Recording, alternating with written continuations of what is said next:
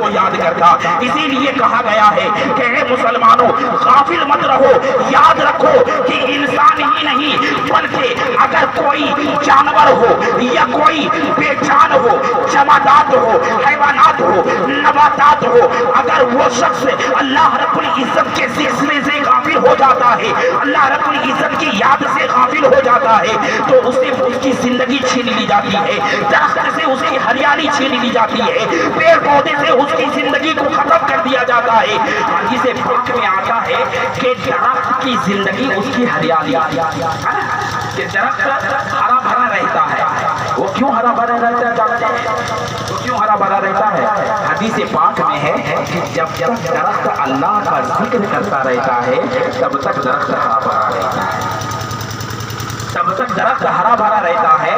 اور جب درخت اللہ کے ذکر سے غافل ہو جاتا ہے تو اس کی ہریالی کو اللہ چھین لیتا ہے, یعنی اس کو موت دے دیتا ہے, اور پھر کوئی انسان اسے کاٹ کر کے اس کی جڑ کو اس کی شاخ سے الگ کر دیتا ہے. یہ درخت کی موت ہے. کیوں؟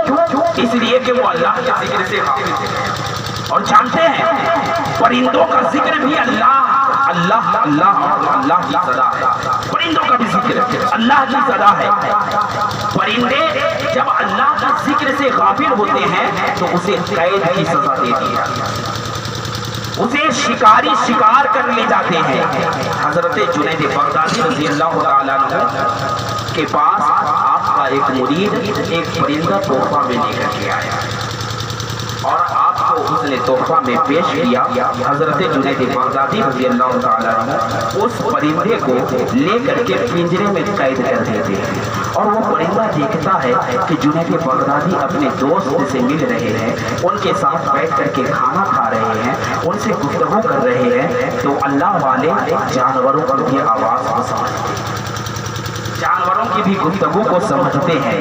تو وہ پرندہ کہتا ہے اپنی زبان حال سے کہ اے جنید بغدادی, تم تو اپنے دوست سے مل کر کے لطف اٹھا رہے ہو, اور اپنے دوست کے ساتھ بیٹھ کر کے کھانا کھا کر کے زندگی کا لطف اٹھا رہے ہو, اور تم نے مجھے قید میں رکھ کر کے ہمیں ہمارے دوست کی ملاقات سے محروم کر دیا, ہمیں ہمارے دوست کی ملاقات سے محروم کر دیا ہے.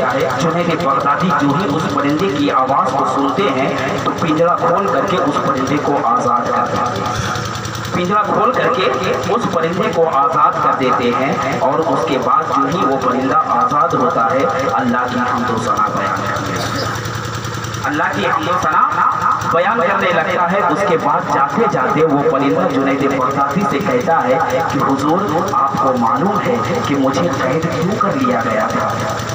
آپ کو خبر ہے اس کے بارے میں کہ مجھے شکاری نے شکار کیوں کر لیا تھا, صیاد نے میرا شکار کیوں کر لیا تھا؟ مجھے جانتے ہیں؟